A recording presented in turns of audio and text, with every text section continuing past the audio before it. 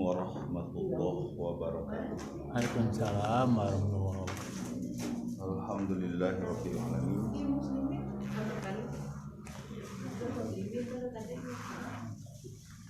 Allazi arsala rasulahu bil huda wa dinil haqq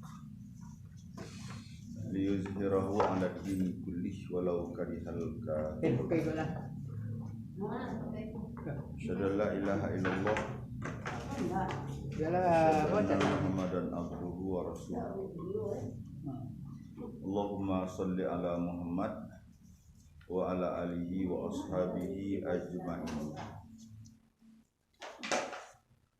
Sekarang kita memasuki ayat yang ke-43. A'udzubillahi minasyaitonirrajim. Bismillahirrahmanirrahim. Wa aqimus shalah, dan dirikanlah salat. Wa atuz zakah, dan tunaikanlah zakat. Warka'u ma'ar raki'in, dan rukuklah kamu bersama orang-orang yang rukuk. Allahumma arhamna bil Qur'an. Qala Rasulullah sallallahu alaihi wasallam, fa inna asdaqal hadis kitabullah wa khairal hadi hadi Muhammadin sallallahu alaihi wasallam, syarrul umuri muhdatsatuha wa kullu muhdatsatin bid'ah wa kullu bid'atin dhalalah wa kullu dhalalatin finnar. Seperti biasa kita bagi ayat ini menjadi beberapa bagian. Yang pertama wa aqimus shalah, yang kedua wa atuz zakah, yang ketiga warka'u ma'ar raki'in. Jadi ada 3 bagian yang akan kita coba uraikan dan kita ambil pelajaran dari setiap bagian itu.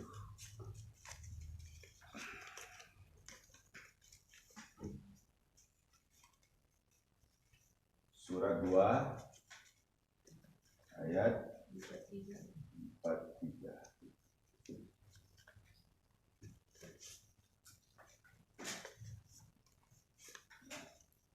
Wa aqimus shalah, dirikanlah salat.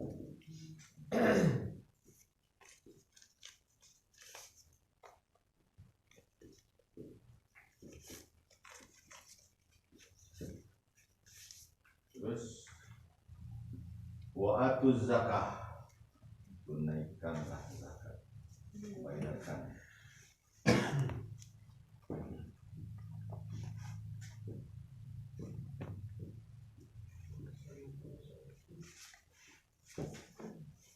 Terus warka'u ma'ar raki'in, rukuklah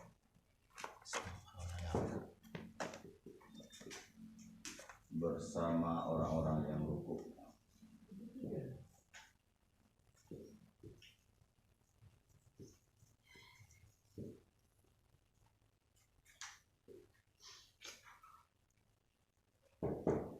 Nah, ada 3 bagian yang akan kita coba untuk mengambil pelajaran.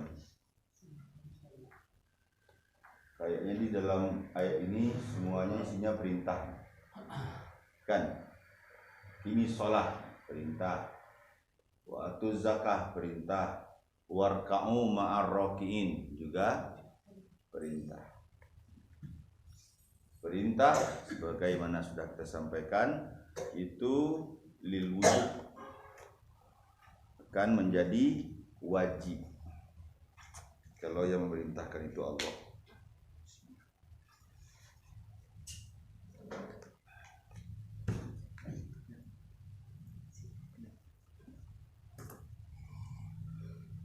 Nah, yang pertama dulu yaitu aqimis shalah, dirikanlah salat. Jadi perintah salat datangnya dari Allah. Salat adalah salah satu hubungan yang menghubungkan antara makhluk dengan Khaliqnya. Jadi itulah jalurnya kita berhubungan dengan Allah lewat salat.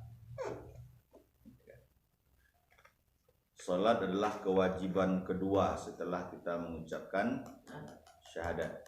Asyhadu an la ilaha illallah wa asyhadu anna Muhammad Rasulullah. Setelah akidah baru masalah ibadah. Salat adalah ibadah. Ini ibadah yang sifatnya fardu ain. Salat.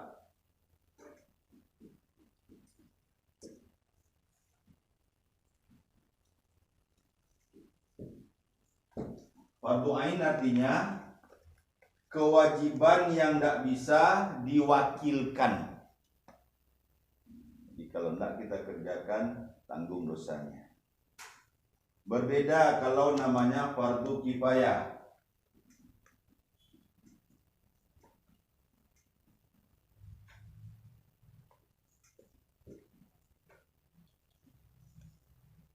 Kalau ini bisa diwakilkan nih. Contohnya menyelenggarakan jenazah, kan? Kalau sudah ada di satu kampung itu yang ngurusnya 2-3 orang, maka satu kampungnya terbebas dari kewajiban itu. Tapi kalau sholat tidak bisa ada. Itu makanya ya, sholat ini bukan urusan rezeki.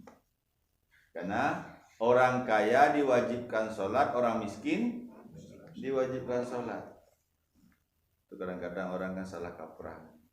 Aku sudah sholat, tapi kok hidupku miskin aja, ya kan?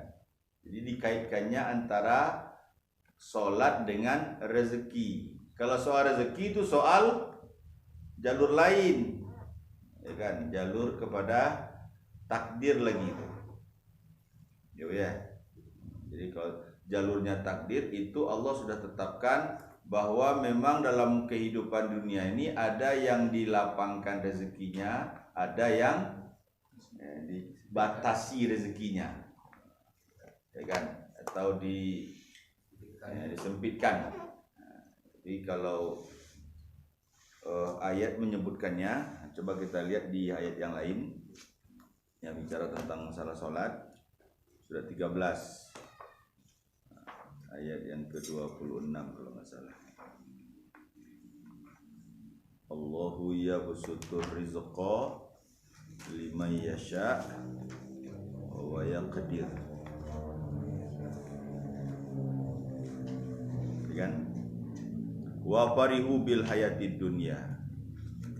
Wa mal hayatud dunya fil akhirati illa mata. Silakan. Ayat 26 surat ke-13.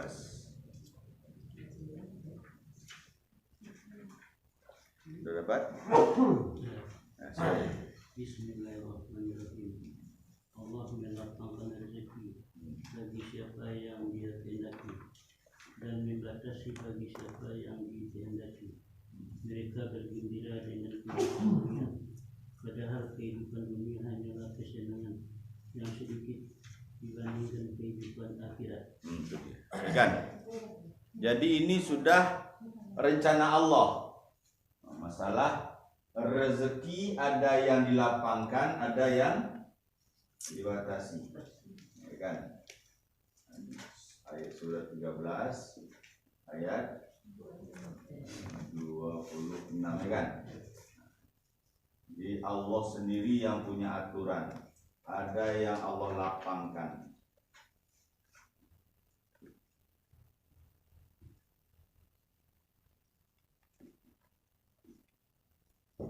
Dan ada pula yang Allah wayakdir, yang Allah batasi. Kan? Artinya hanya sebatas yang dibutuhkan. Ya kan? Nah, ini tidak bisa kita keluar dari apa yang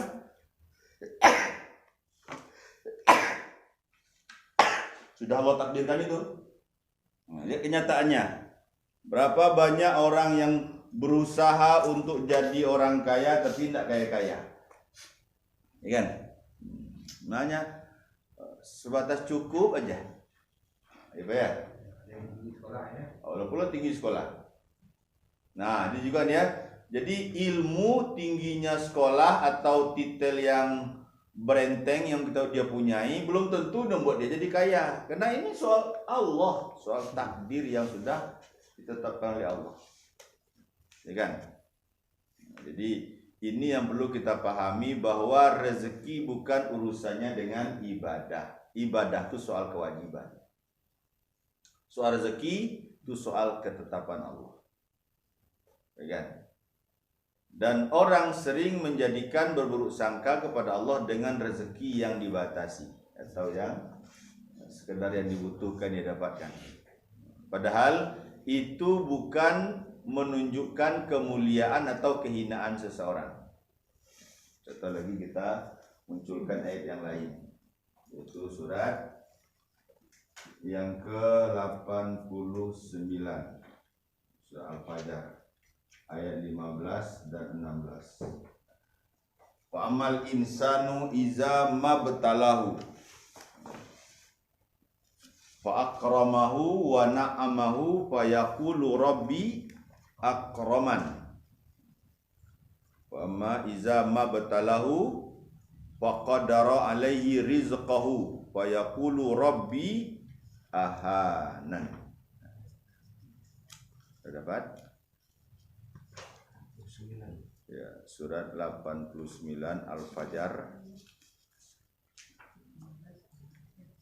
ayat yang ke-15 dan 16. Ada yang dapat? Nah, silakan. Bismillahirrahmanirrahim. Maka adapun manusia apabila Tuhan mengujinya lalu memuliakannya dan memberinya kesenangan, maka dia berkata, Tuhanku telah memuliakan aku. Ayat 16. Namun apabila Tuhan mengujinya lalu membatasi rezekinya, maka dia berkata, Tuhanku telah menghinaku. Nah ini, ya kan? Ini penilaian manusia Pak, bukan ketetapan Allah. Ya kan ya? Allah tidak memuliakan orang karena Allah lapangkan rezekinya. Dan juga Allah bukan menghinakan orang karena Allah batasi rezekinya. Itu bukan ukuran. Kenapa? Karena ini rahasia Allah. Ya kan?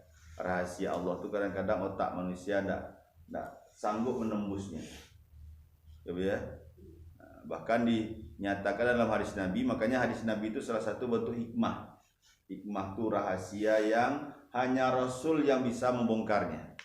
Ada kan orang yang dikatakan oleh Rasul kan ya, dilapangkan rezekinya. Kalau Allah jadikan hidupnya pas-pasan, maka dia akan jadi jahat. Ada orang tuh, kan ya. Tapi sebaliknya, ada orang yang kalau Allah batasi rezekinya malah hidupnya jadi benar. Tapi kalau Allah lapangkan rezekinya malah dia jadi jahat. Di rahasia itu kadang-kadang orang tidak tahu. Kita kan tahunya cuman kan di depan mata kita aja kan. Rahasia di balik apa yang Allah takdirkan banyak manusia tidak tahu. Itu makanya Allah katakan ya, kutiba alaikumul qital wa huwa kurhul lakum. Itu surat 2 ayat 216. Ya kan? Kutiba alaikumul qital wa huwa kurhul lakum wa asa an takrahu syai'an wa huwa khairul lakum wa asa an tuhibu syai'an wa huwa syarrul lakum wallahu ya'lamu wa antum la ta'lamun. Silakan terjemahkan. Sudah dapat? Nah, silakan. Bismillahirrahmanirrahim. Diwajibkan atas kamu berperang, padahal itu tidak menyenangkan bagimu. Tetapi boleh jadi kamu tidak menyenangi sesuatu, padahal itu baik bagimu. Dan boleh jadi kamu menyukai sesuatu, padahal itu tidak baik bagimu. Allah mengetahui, sedang kamu tidak mengetahui. Allah menyebutkan kalimat perang langsung Allah tahu hati manusia. Wa huwa kurhul lakum, kata Allah, itu yang kamu benci, ya kan? Siapa yang tidak benci dengan perang, Pak? Karena perang itu akan membunuh dan dibunuh, kan? Akan terjadi kesengsaraan, bahkan ada jadi tawanan, akan jadi budak. Tapi kata Allah, ini kan dia, yang kamu benci itu boleh jadi dia baik bagi kamu. Baiknya, Pak? Coba kalau Nabi tidak diperintahkan oleh Allah perang, ya, maka tidak akan ada Fathu Makkah. Dan Nabi tidak akan mungkin bisa menyebarkan Islam oleh para sahabat-sahabatnya sampai ke seluruh dunia. Ya kan ya? 2/3 dunia dalam kekuasaan Islam itu lewat perang. Ya. Jadi yang kamu benci padahal itu baik. Ya kan ya? Nah, tapi sebaliknya, kamu mencintai sesuatu, ayo kamu cintai, yaitu perang tidak ada. Ya kan ya? Nah, ini yang kamu sukai. Ya kan?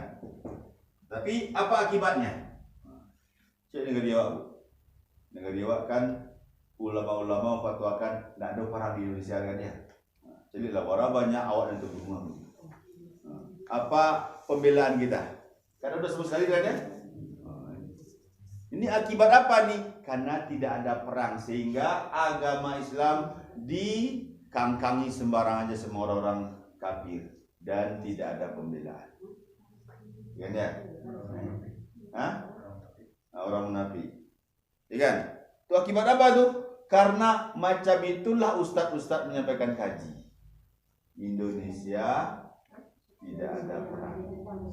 Padahal 5 yang harus terwujud dalam agama Islam ini yang harus dipelihara, tidak satu pun yang terpelihara. Ya Pak, kenapa? Karena tidak ada pembelaan. 5 yang harus dipelihara tuh Pak, ya kan?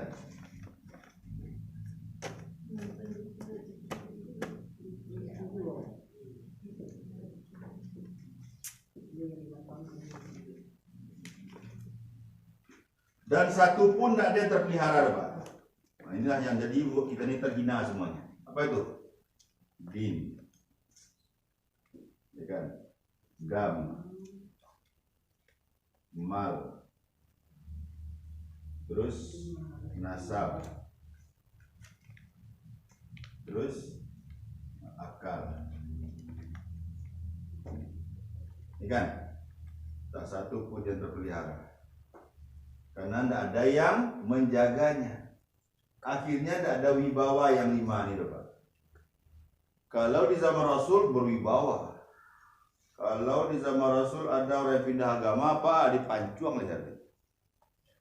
Coba ya. Kalau ada yang menumpahkan darah, dibunuh apa ya? Dibunuh gitu. Akhirnya kok orang banyak orang yang dimati lewat suntian. Kan ya? Ada racun. Mana ada pembelaan? Jadi seakan-akan tidak berharga dunia, ya kan? Berapa banyak korupsi, Pak?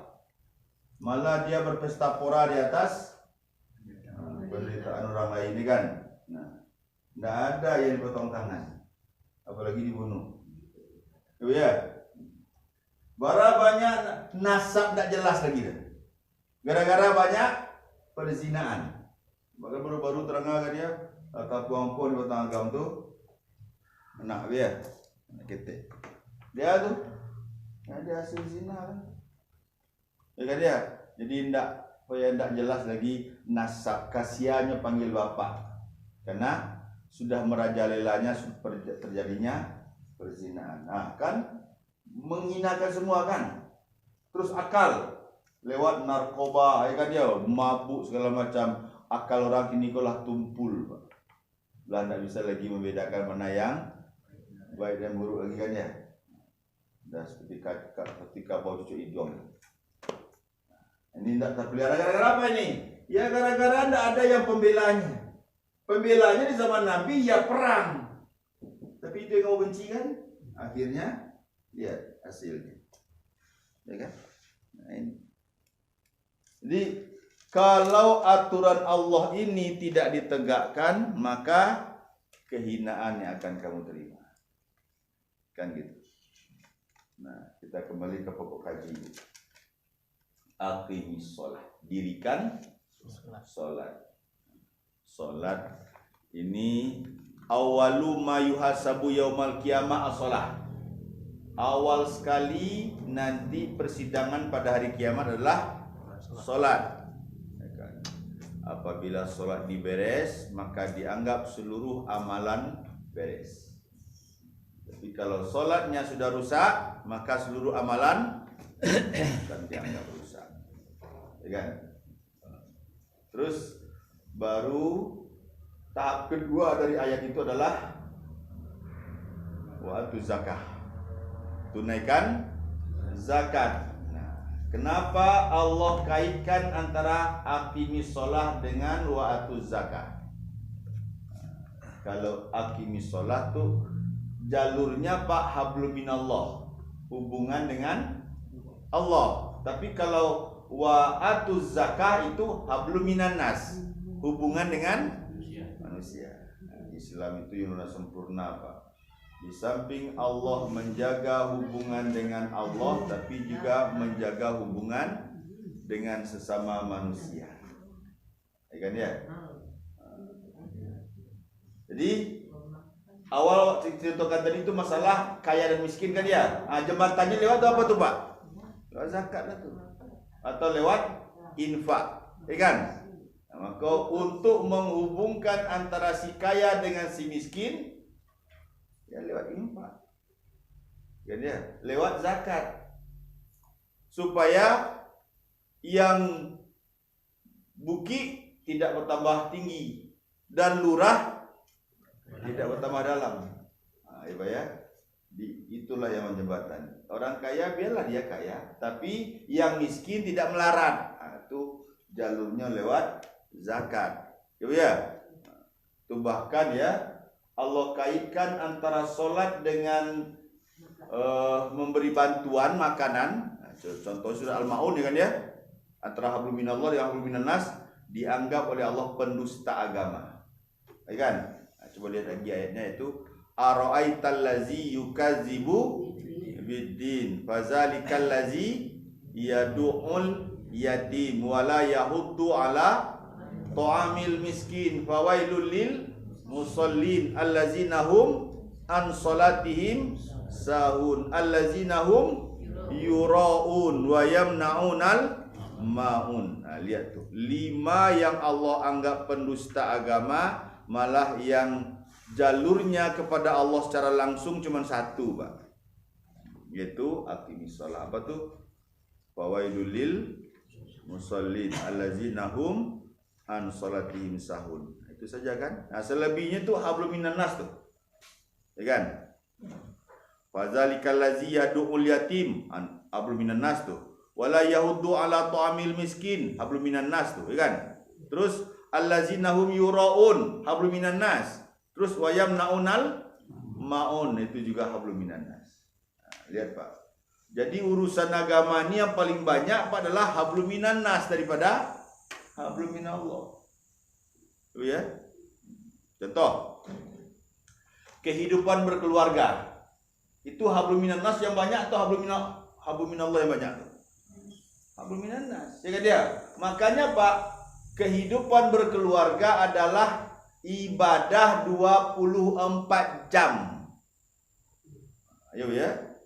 Itu makanya persumpahan kita dalam surat 6 ayat yang ke-162 itu kan ya.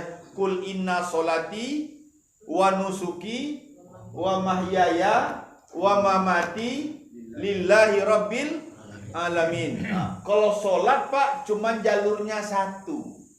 Ya kan ya? Tapi kalau ibadah Pak jalurnya luas. Ya kan? Surah lihat dalam surah apa itu? 6 ayat yang ke-162 kan. Itu kan 4 kan? 4 bagian.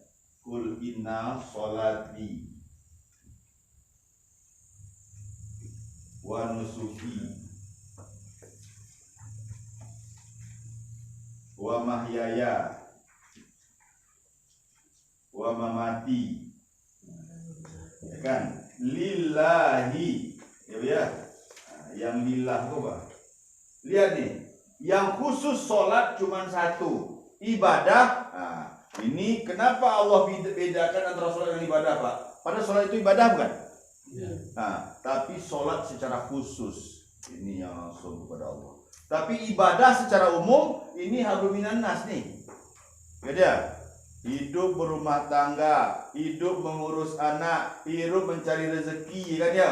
Nah, itu hablum minan nas yang menyangkut dengan kehidupan dan kematian kita. Coba ya. Kan ya? Ini harus lillah semuanya nih. Kalau enggak, ujungnya jadi la syarikalahu. Jadi kesyirikan lagi, Pak. Ya kan ya? Kalau hilang lillahnya, menjadi syiriklah semuanya itu. Sholatnya syirik, ibadahnya syirik, hidupnya syirik, matinya syirik. Maka kalau sudah syirik semuanya, maka hidup ini adalah penderitaan, azab. Jadi seberapa banyak kesyirikan yang muncul, sebanyak itulah penderitaan yang dialami. Ya kan? Kalau nggak salah di sini yang mau kaji itu di mana tuh?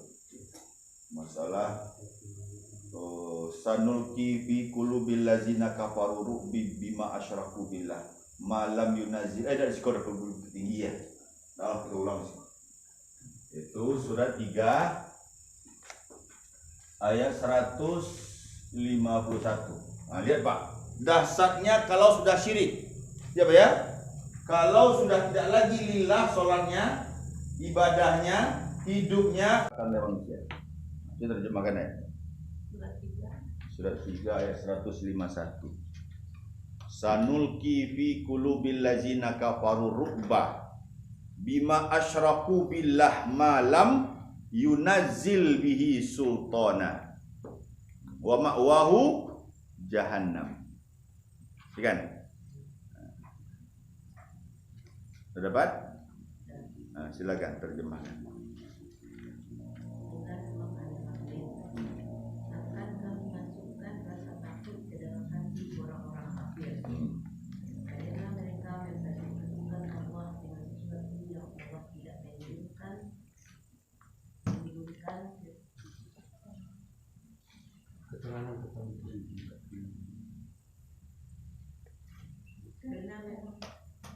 Karena mereka mensekutukan Allah dan sesuatu yang Allah tidak menurunkan keterangan tentang itu.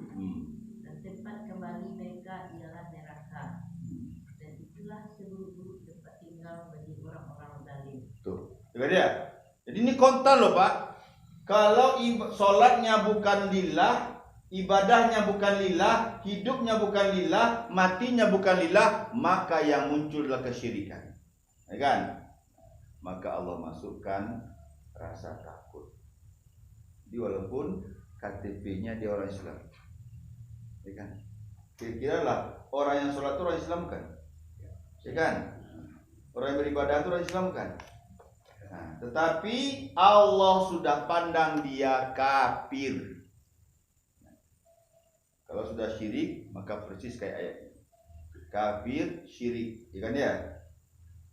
Tusanulki fi qulubil ladzina kafaru. Kan ini yang sering kita ulang-ulang Pak ya. Bahwa pengertian kafir, nah ini kan yang jarang dibahas oleh ustaz-ustaz. Yang ustaz-ustaz tahu atau sering menguraikan, kalau sudah kafir pasti non muslim kan. Ini benar, nggak salah. Tapi berapa banyak ayat-ayat yang bicara kafir tapi bukan bicara agama. Coba ya. Nah, inilah yang jarang dibahas oleh kebanyakan ulama. Sehingga orang menganggap ayat itu nggak ada hubungannya dengan kita. Padahal nyata ayat itu. Lihat ya, contoh ayat ini. Lihat ya. Berapa banyak umat kini dalam umat Islam yang dalam ketakutan? Benar Pak? Nah, kenapa itu? Ya karena sini sholatnya bukan lillah. Ya kan ya, ibadahnya bukan lillah. Hidupnya bukan lillah. Dan matinya bukan lillah. Jadi berapa banyak ketakutan yang muncul di hati kita, sebanyak itulah kesyirikannya. Gitu ya. Jadi syirik sama dengan ketakutan. Kafir sama dengan ketakutan. Karena itu punya, tidak ada alasan bagi dia. Kenapa kamu sholatnya bukan karena Allah? Siapa yang sholat bukan karena Allah, Pak? Orang munafik, ya kan? Orang munafik sholatnya bukan karena Allah. Makanya Allah anggap, tadi kita bacakan di surahnya Al-Ma'un tadi kan ya. Dia sholatnya apa dianggap oleh Allah pendusta agama. Ara'aital ladzi yukadzibu biddin, ya kan? Coba kita muncul ayat yang lain yang hubungannya dengan sholat, yang sholatnya malah menjadikan dia dicampakkan ke neraka, ke dasar neraka yang paling bawah. Itu surat 4 ayat yang ke 142, ya kan? Sampai ke 145. Ini soalnya orang munafik ini, Pak. Ya kan? Dan orang macam ini sholat, Pak ya, terus dia akan dihantui oleh ketakutan. Kenapa? Karena sholatnya bukan lillah. Ya. Jadi kalau sholat kita ini belum bisa menghasilkan ketenangan hati, maka berarti sholat kita belum benar. Ya kan? Silakan diterjemahkan. Bismillahirrahmanirrahim. Sesungguhnya orang munafik itu hendak menipu Allah, tapi Allah lah yang menipu mereka. Apabila mereka berdiri untuk sholat, mereka lakukan dengan malas. Mereka bermaksud ria, ingin dipuji di hadapan manusia, dan mereka tidak mengingat Allah kecuali sedikit sekali. Innal munafikina yukhadi'un Allah. Orang munafik itu menipu Allah, ya kan? Tapi kata Allah wa huwa khadi'uhum. Tapi yang sebenarnya Allah yang menipu mereka. Mereka tidak akan sanggup menipu Allah. Akibatnya apa? Wa iza qamu ila shalah qamu kusala. Ya kan ya? Dan apabila mereka berdiri mengerjakan salat, salatnya malas-malasan. Dan amalnya yuraunan nas, ya kan? Yuraunan nas. Riya kepada manusia, Pak. Ya kan? Yang tidak karena Allah tuh ya riya tadi tuh. Salat karena orang, ibadah karena orang, hidup karena orang, mati karena orang, ya kan? Nah, itu riya tadi. Besarnya orang munafik yang bukan lillah tadi. Ya kan dia? Wala yazkurunallaha illa qalila, sampai Allah poniskan di ayat 145-nya. Innal munafiqina fid darkil asfali minan nar. Ya kan? Nah, di sholat tapi malah tampaknya di karak dan paling bawah dari neraka.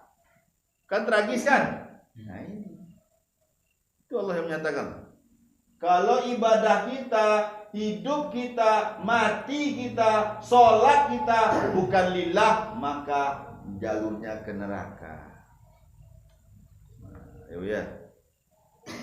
Sampai itu ya, yang kayak kemarin datang tuh ya. Cerita komentarnya, Pak. Kajian macam ini dah jarang kami dapatkan, Ustaz. Nah, makanya punya rencana kan ya, sudah pulang dah dipanggil, katanya jadi panitia sini kan. Jadi penggerak dakwah tuh di Rengat, nanti akan kami panggil Ustaz untuk ngisi pengajian. Kalau di sana tidak bisa sehari 2 hari, dia kata paling tidak seminggu gitu. Yalah pokoknya atur aja lah gitu. Nanti kalau memang memang dia butuhkan, ya sesekali kita istirahat akhir sini kan. Tapi kan intinya kan dia awalnya tuh Pak ketakutan betul tuh Pak. Takutnya apa? Kawan-kawannya kan dulu kan di Payakumbuh ini ditangkap 13 orang kan ya, sama di Bukit Tinggi kan ya, Sumatera Barat kan ya. Itu ini bukan baru Pak, yang ditangkap tuh kawan-kawan dekatnya semua tuh. Bukan dia, maka dia menyembunyikan diri itu, bukan dia. Terus dia mencari apa lah kan ya, supaya jangan sampai saya ketangkap pula kan gitu. Dia tuh dahulunya tuh kan anggota DPR tuh Pak. ya kan? Tapi periode yang dulu kan. Jadi sekarang tuh jadi penggerak dakwah aja lagi kan. Cuman ya gitu, karena dia sudah bersemangat dalam dunia dakwah kan ya, akhirnya apalagi dengan kondisi semacam ini kan ya, makanya dia ingin menyelamatkan diri kan supaya jadi tertangkap pula kan. Ya, sampai keluar rumah tuh ketakutan ya tuh. Tapi setelah dia dengar kajian ini, timbul lagi semangatnya. Sampai cobalah mau pergi sholat tuh kan ya, ada standby di depan pintu tuh, depan rumah tuh. Karena tidak mau meninggalkan sholat berjamaah lagi kan. Lalu tumbuh semangatnya kan. Jadi memunculkan keberanian tuh Pak, memang kalau akidah itu sudah bulat. Kan? Untuk apa takut kan ya? Mati itu udah pasti. Yang perlu kita khawatirkan mati ini apa? Jangan sampai su'ul khotimah. Kalau bukan lillah pasti matinya su'ul khotimah. Itu udah bisa indah terus. Maka kaji yang paling penting itu apa? Akidah. Kan ya? Sholat baru benar apabila sholatnya lillah. Yang lillah itu kan tauhid. Kan ya? Terus menunaikan zakat juga lillah. Kan ya? Makanya as-shadaqatu burhan, kan itu kata Rasulullah kan ya. Sedekah itu bukti. Bukti apa? Bukti iman kamu. Kan ya? Itu makanya Bu ya. Coba lihat Bu, Rasul itu orang yang cerdas atau orang yang goblok? Nah, cerdas kan? Tapi lihat, kalau untuk kehidupannya dia hidup apa adanya. Benar-benar sederhana Rasulullah itu Pak. Pakaiannya cuma 2 lembar. Kan dia? Tapi lihat Pak, pas dia berkorban Pak, 100 ekor onta, 363 itu tangannya sendiri yang motong. Kalau untuk akhiratnya Pak, ya benar-benar jor-joran. Tapi kalau untuk dunianya hanya sekedar yang dia butuhkan. Tuh lihat. Ya, karena dia mencari untuk akhiratnya, bukan untuk dunia. Dunia akan ditinggalkan. Itu yang orang yang cerdas. Nah, coba bandingkan dengan awak. Ya kan? Awak cek sapi bertujuh malah. Ya kan? Nyo 100. Coba ya. Jadi untuk akhiratnya ya benar-benar habis-habisan Rasulullah Pak. Untuk dunianya diambil sebatas yang dia butuhkan. Makanya doa Rasulullah tidak ada umatnya yang berani mendoakan Pak. Mencontoh Nabi. Doanya Pak. Ya Allah, jadikanlah aku orang fakir. Ya, hidupkan aku bersama orang-orang yang fakir. Matikan aku dalam keadaan fakir dan bangkitkan aku nanti di akhirat dalam keadaan fakir. Tapi orang termulia itu siapa Pak? Rasulullah. Kan Sayyidul Anbiya itu ya Rasulullah, bukan Nabi Sulaiman. Malah Nabi Sulaiman kata Rasulullah 500 tahun tertahan untuk mempertanggungjawabkan kekayaannya. Ya kan?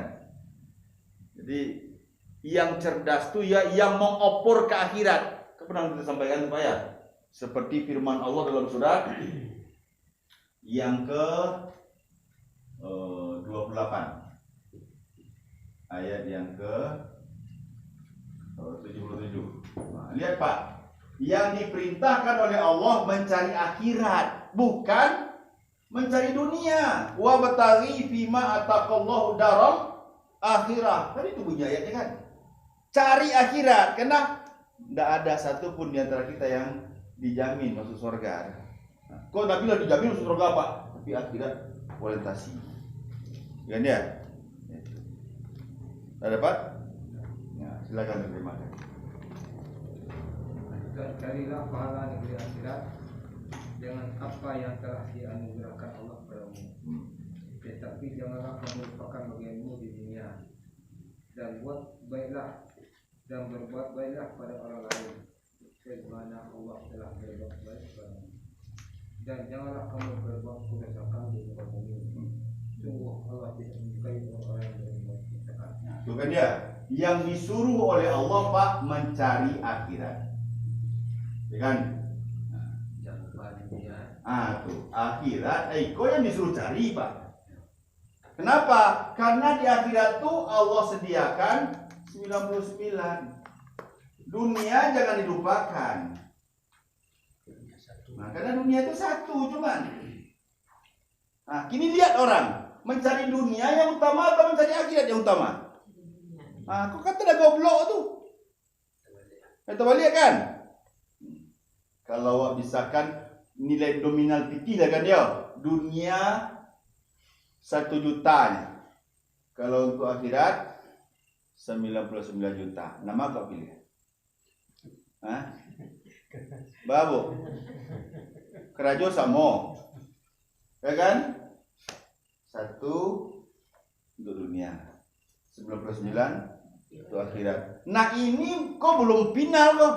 Kalaulah dunia berakhir, hari kiamat sudah tiba, yang satu tuh digabungkan lagi dengan yang 99. Malah 100 nantinya tuh. Orang ini surga tuh 100. Karena orang yang masuk neraka tuh enggak satu pun yang dirasakan lagi dah. Itu makanya ya, orang yang cerdas cari akhirat, maka dunianya hanya sekedar dibutuhkan saja. Makanya kalimatnya jangan kamu lupakan dunia. Karena dunia mengantarkan kita ke akhirat. Ya dia. Tapi bukan dunia tujuan. Kini kan orang menghalalkan segala cara kan karena dunia tujuan kan. Ini salah. Ya dia. Ini menandakan otak yang tidak cerdas. Kalau cerdas, nah, contoh kan dia. Salat berjamaah 27. Versi yang lain 25 kan. Salat sendirian di rumah 1. Amalannya sama, kerjaannya sama, tapi pahalanya berbeda. Nama kalau wak nominalkan PT dengan dia, salat sendirian di rumah 1 juta dapat. Salat berjamaah di masjid 27 juta dapat. Nama kau pilih aku. 20 juta kan. Tapi berapa banyak orang yang salat di rumah kan? Itu cerdik atau goblok? Itulah umpama tu. Ya ya. Kan dia. Itu umpama kan itu kata Nabi kan. Contoh yang paling konkret betul. Apa itu? 2 rakaat sebelum subuh nilainya seperti dunia dan isinya. Ya kan dia? Disaksikan oleh malaikat. Coba ya. Tapi berapa orang yang berminat mengejar itu? Padahal nilainya dunia dan isinya, Pak. Kira-kira bisa tak kita total kekayaan dunia ini? Nah, itu dapat dengan oleh kita sendirian. Ya kan? Nah, tapi apakah semua orang berebut mengejarnya? Tidak. Jangan kan itu tuh, Pak ya. Contohnya lah kan ya. Siapa yang bisa sholat berjamaah subuh apa tuh ya? Dengan Ustaz Zainuddin sekaligus dengan pengajian ulangnya dapat 100.000 bil penuh saja. Ya Pak ya. Itu cuma nilai 100.000 ya Pak ya. Ikut dunia dan isinya kau dah berminat dah. Nah itu dia ya Pak ya. Ini kan jalurnya kalau ya cerita akhirat kau makan nampak. Ya kan dia. Wa batagi bima taqal qudar akhirat kau. Ikut kan tak nampak dah. Makanya kunci awalnya apa Bu? Yu'minuna bil ghaibi. Yang ghaib, beriman dengan yang ghaib. Padahal awak dah bisa lepas dari yang ghaib, Pak. Ini kau, siapa di antara awak yang nak menghirup udara gini? Bernapas. Ada tak? Nah, udara yang kita hirup tu nampak atau tak nampak? Nah, kita kenapa percaya? Ya dia. Dan kita tidak sedetik pun bisa melepaskan diri dari udara. Ya Bu ya? Kan? Itu kan nyata tuh kan ya? Yang tidak nampak, kenapa kita percaya bahwa kalau tidak menghirup udara, maka kita mati kan? Nah, ini kan secara langsung malah beriman kepada yang gaib tuh. Ya kan? Nah, udara. Nah, itulah kan ya? Buktinya kalau orang dibanamkan ke air langsung capek mati. Kenapa? Dalam air tidak ada udara. Betul ya? Nah, ya ada udara tapi seketik kan. Nah, ujungnya mati kan. Nah, itu. Karena tidak mencukupi untuk pernapasannya kan. Nah, jadi kan dia yang gaib padahal nyata dalam kehidupannya tidak bisa dia berpisah. Kok dia percaya? Ya kan dia? Kok sama Allah tidak percaya padahal Allah yang berkuasa kan? Nah, menciptakan dia, memberi dia rezeki dan mengurus hidupnya, bahkan sampai Allah menjanjikan ke akhirat kan ya. Nah, kenapa enggak nyambung gitu? Ya kan?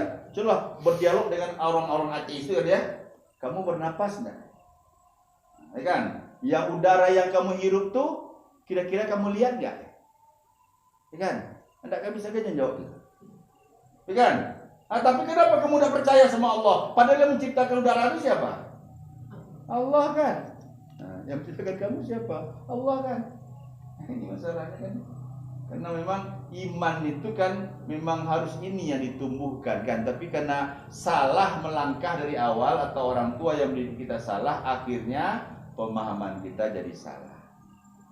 Ya biar.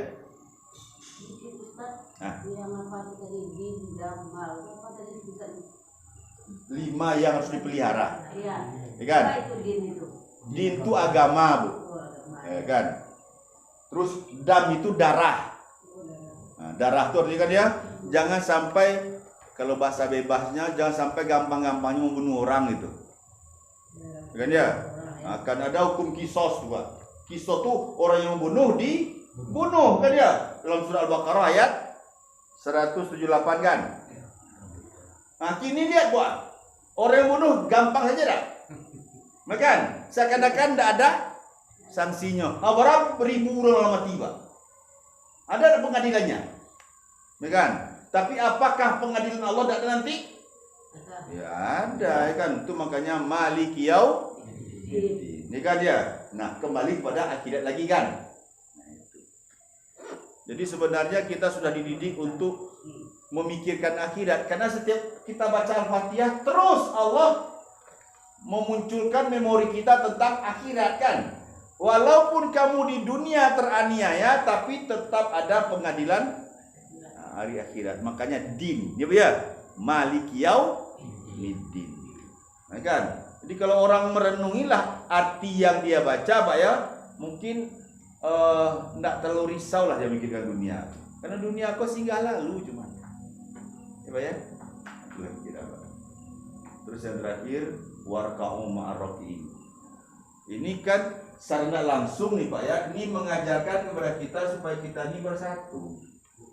Coba ya, kalau kita bersatu Pak, yang tidak bisa kita buat Pak.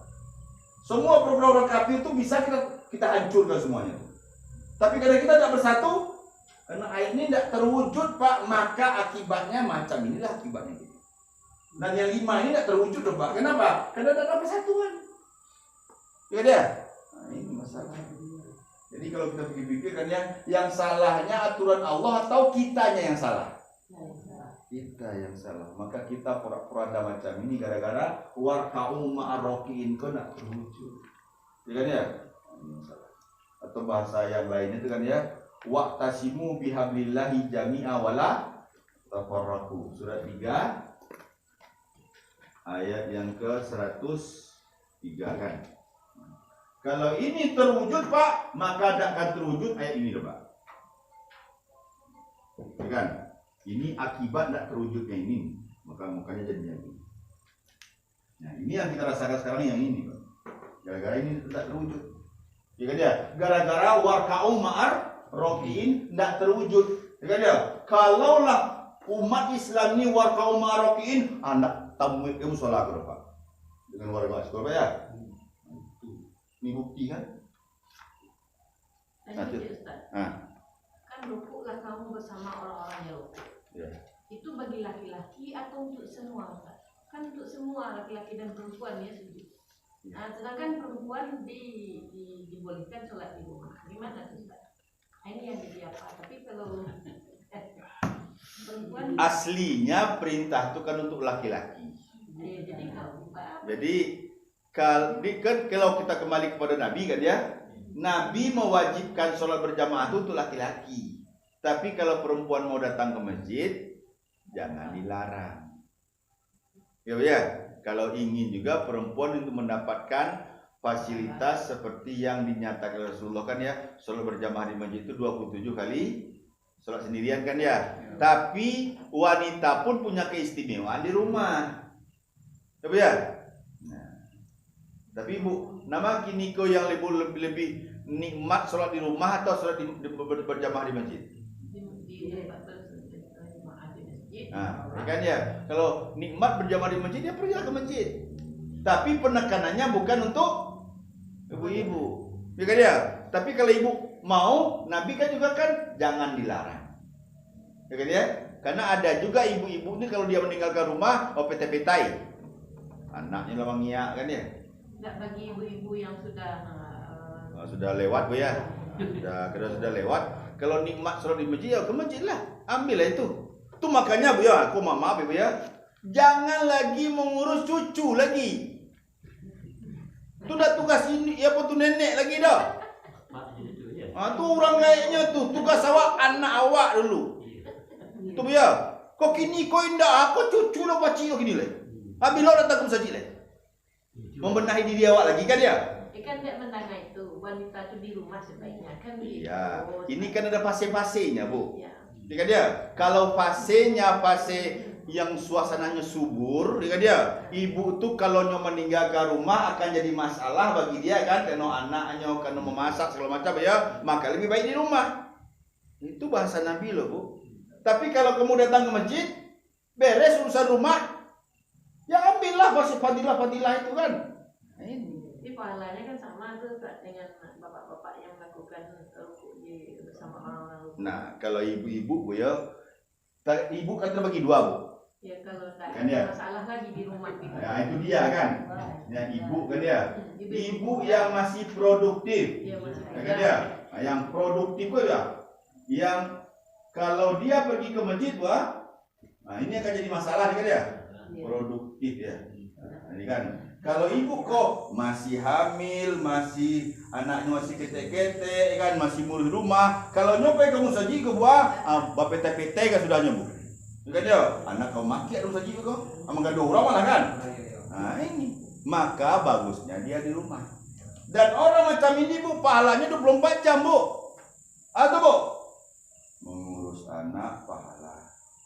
Coba ya, kan dalam hadis Nabi kan ada orang bertanya kan, kepada siapakah saya harus berbakti? Ibumu kan? Terus siapa lagi? Ibumu. Siapa lagi? Ibumu. 3 kan? Terus yang keempat kali baru bapakmu. Kenapa? Karena ibu-ibu yang produktif itu pahalanya 24 jam. Kalau dia ikhlas ya. Nah, ya tentu ya. Kuncinya ke situ bukan ke iman lagi. Kalau tidak ikhlas ada jadi loh. Hah? Ada yang enggak ikhlas. Iya ada memang kan ya. Makanya standarnya iman balik. Kan akidah balik dipeluri kan. Kan ya. Makanya ibu mendapatkan 75 sementara bapaknya cuma 25. Karena bapak modalnya cuma 1, nafkah. Ya Bu ya. Soal hamil siapa merasakan payahnya Bu? Kan ibu kan. Melahirkan siapa merasakan payahnya Bu? Ibu kan. Menyusukan siapa merasakan payahnya Bu? Ibu kan. Nah ini. Itu bapak nggak ada ambil andil di situ tuh dah. Karena bapak tidak pernah bisa menggantikan nyusu Bu. Tengah malam lama lalu kan dia mengia anaknya Bu ya. Paling boleh dah. Anak kau tu juga. Tidak Bu. Kau anaknya lalu, ayo pun dah menggeraya hidup itu. Ni kan. Bila hidup akan kalau le. Kan? Itu kan yang paling payah kan. Tapi itu semuanya pahala buat ibu loh. Kan? Kalau ibu ikhlas, ikhlas hati kan dia. Ibu ikhlas melayani suami, ibu ikhlas hamil, ikhlas beranak, ikan yang menyusukan segalanya, pahala semuanya itu. Makanya Bu ya, sama kalau dia dilihat oleh suaminya menyenangkan hati suami. Ya Bu ya. Terus yang kedua kalau diperintah oleh suaminya dia taat. Yang ketiga dia menjaga harta dan kehormatan dirinya. Ya di saat suaminya tidak ada. Ya. Dan yang keempat dia laksanakan perintah Allah seperti sholat dan puasa. Maka silakan masuk surga dari pintu mana saja pun yang dia suka. Laki-laki tidak ada fasilitas macam itu. Ya, akan hebat ibu kan. Tapi kalau ibu-ibu Allah tidak produktif lagi, berarti sudah kadaluarsa kan. Udah keluar kadaluarsa kan awalnya sibuk lagi rumah roh. Tapi yang repotnya dia menyibukkan diri. Nah tuh kan. Ikut kamu. Nyetawarkan dirinya. Bila ada anak kau tua dan mengasuh akan merepotkan diri kan.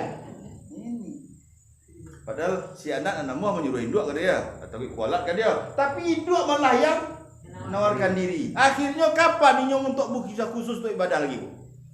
Nah, kan tu orang gaib nanandi itu. Dia ada kan tujuh untuk membenahi dirinya Pak ya.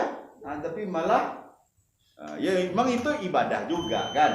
Cuman kan ibadah yang macam itu kan bukan ibadah yang wajib lagi. Ini kan ya, ibadah yang sifatnya tambahan.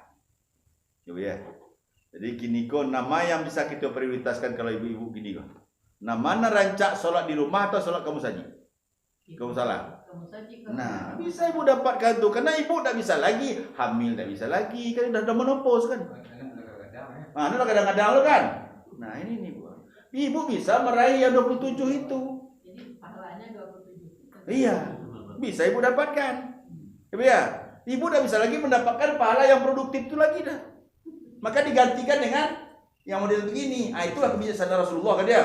Kalau dia pengen ke masjid, jangan dilarangkan. Dia ingin mendapatkan pula kan. Nah, itu. Jadi kan anggo-anggonya jelas Bu ya. Kalau mau masih produktif jangan dulu kan dia. Kenapa? Karena banyak ngadu ah. Amang iya anak juga, amang basuga apa Bu? Mau menangi doa itu nih. Kau salah kan? Bila kita sudahi dengan doa kafaratul majlis. Subhanaka Allahumma wa bihamdika asyhadu an la ilaha illa anta astaghfiruka wa atubu ilaik. Assalamualaikum warahmatullahi wabarakatuh.